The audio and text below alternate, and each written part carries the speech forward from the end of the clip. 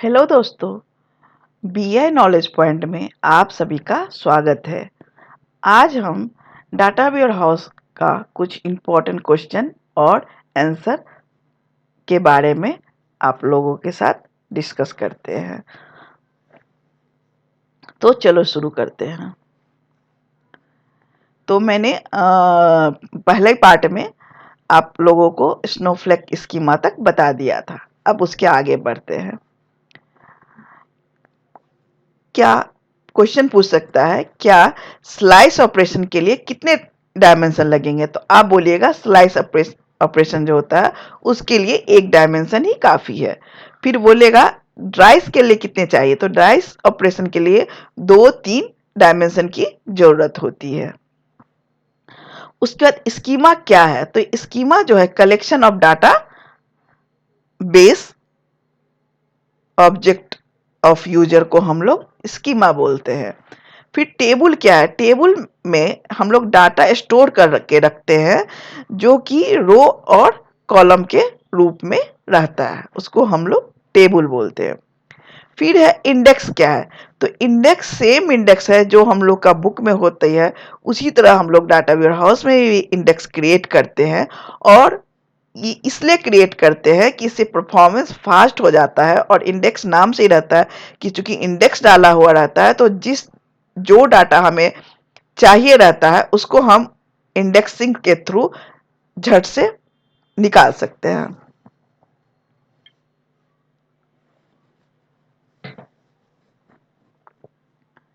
फिर है कि डाटा वेयर हाउस में फैक्ट को नॉर्मल फॉर्म में क्यों रखते हैं? तो चूंकि उसमें बोलिएगा कि चूंकि उसमें इंडेक्स की रहता है, इसलिए हम लोग फैक्ट को नॉर्मल फॉर्म में रखते हैं। फिर है कि ईआरपी में और डायमेंशन मॉडलिंग में क्या अंतर है? तो ईआरपी जो होती है उसमें डाटा नॉर्मलाइज होती है और ये ओएलटीपी सिस्टम से आती है, जबकि डायमेंशन मॉडलिंग जो होती है इसमें डाटा डीनॉर्मलाइज होती है और ये आरओलैप मतलब relational database and MOLAP multi relational database से होती है। फिर सेरोगेट की क्या है? तो ये क्वेश्चन जो है ये बताइएगा, सेरोगेट की जो है एक आर्टिफिशियल की होता है जिसके थ्रू हम लोग फैक्ट टेबल से जोड़ते हैं, एज ए प्राइमरी की जैसा ये काम करता है। और इसमें क्या होता है, सेरोगेट जो की होता है वो इंटीजर होता है। तो इससे क्या होता है, डाटा को जब हम लोग फेच करते हैं तो उसमें भी आसानी होती है। और दूसरी बात क्या है, कभी कभी किसी सिनारियों में प्राइमरी की जो होती है वो चेंज हो जाती है, तो उस समय भी हमें अगर सेरोगेट की रहेगा तो हम उससे आसानी से कर लेंगे। और सेरोगेट की है जो हम लोग सीक्वेंस जनरेटर से बना सकते हैं। ठीक है। अभी है एग्रीगेट टेबल क्या है? तो एग्रीगेट टेबल जो होती है उसमें हम लोग समरी ऑफ डाटा का रखते हैं। ये इसलिए बना करके रखते हैं जब कभी कभी हम लोग रिपोर्ट बनाते हैं और उसका परफॉर्मेंस स्लो हो जाती है। तो स्लो जब हो जाती है तो हम लोग को क्या करना पड़ता है, क्योंकि फैक्ट टेबल में ह्यूज डाटा रहती है, तो हम लोग एग्रीगेट टेबल बना लेते हैं। वो एग्रीगेट टेबल जो होता है मंथली बेसिस या क्वार्टरली बेसिस या ईयरली बेसिस से जब हम बना करके रख लेते हैं तो उससे क्या होती है, परफॉर्मेंस रिपोर्ट की बढ़ जाती है।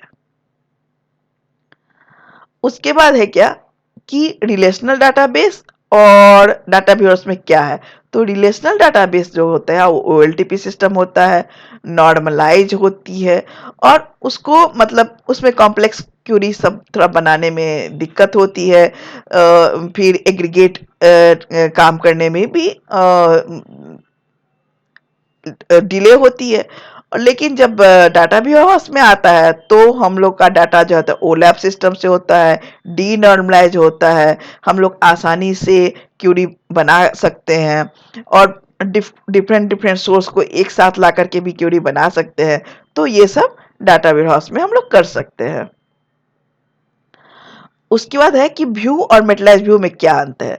तो व्यू जो होता है एक लॉजिकल कॉलम होता है कि जो कि चूंकि ये लॉजिकल कॉलम है इसलिए इसमें कोई स्पेस भी नहीं लेता है। फॉर एग्जाम्पल अभी आपको कभी 2 या 3 टेबल का डाटा चाहिए, लेकिन अब डाटा तो 2-3 टेबल का चाहिए, लेकिन उसका सभी कॉलम की आपको जरूरत नहीं है। तो उस सिनारियो में क्या करेंगे, हम लोग व्यू बना लेते हैं, जिससे कि एक व्यू बना करके टेबल बना करके रख लेते हैं, जो कि हमें उस जो रिपोर्ट बना रहे हैं और उस रिपोर्ट में जो जो कॉलम लगेंगे उसका व्यू के थ्रू हम लोग रिपोर्ट तैयार कर लेंगे। ठीक है। लेकिन जब मेटलाइज व्यू जो होता है ये एक एक्चुअल टेबल होता है। ये जब हम एग्रीगेट टेबल हमें एग्रीगेट डाटा रहता है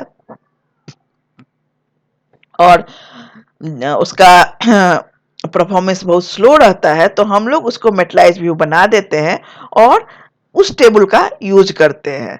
तो चूंकि ये फिजिकल टेबल होती है तो स्पेस लगती है, लेकिन इसमें प्री कंप्यूट डाटा रखते हैं जिससे कि मेरा परफॉर्मेंस फास्ट हो जाता है। उसके बाद डाटाबेस और डाटा वेयर हाउस में क्या अंतर है। तो डाटाबेस जो होता है रिलेशनल होता है, ट्रांजेक्शनल होता है, ओएलटीपी होता है, 2 डायमेंशन होता है, इसमें ईआर बेस डाटा होता है और छोटा डाटाबेस होता है। लेकिन डाटा वेयरहाउस क्या होता है, ये लार्ज वॉल्यूम का रहता है, मल्टी टैप का सोर्स लेकर के बनाते हैं। ये इससे डाटा को एनालिसिस करने में आसानी होती है। ये मल्टी डायमेंशनल डाटा होता है, इसमें हम लोग स्टार स्कीमा स्नोफ्लेक बनाते हैं और इसमें बहुत सारा टेराबाइट तक की डाटा हम लोग इसमें रख सकते हैं। उसके बाद है कि ओएलटीपी एंड ओलैप में क्या अंतर है। तो ओएलटीपी जो है ये ऑनलाइन ट्रांजेक्शन डाटा रहता है, सिंपल सिंपल क्यूरी बना सकते हैं, इसमें इंसर्ट अपडेट ज़्यादा हम लोग कर सकते हैं और ये नॉर्मलाइज फॉर्म में डाटा रहता है। लेकिन ओलैप क्या है, ये ऑनलाइन ट्रांजेक्शन रहता है, तो इसमें हम लोग कॉम्प्लेक्स क्यूरी भी बना सकते हैं, इसमें डाटा नॉर्मलाइज फॉर्म में डीनॉर्मलाइज फॉर्म में रहता है और इसके थ्रू हम लोग को डिसीजन लेने में आसानी होती है। ठीक है दोस्तों, तो आज का क्लास मैं यहीं पे ख़त्म करती हूँ।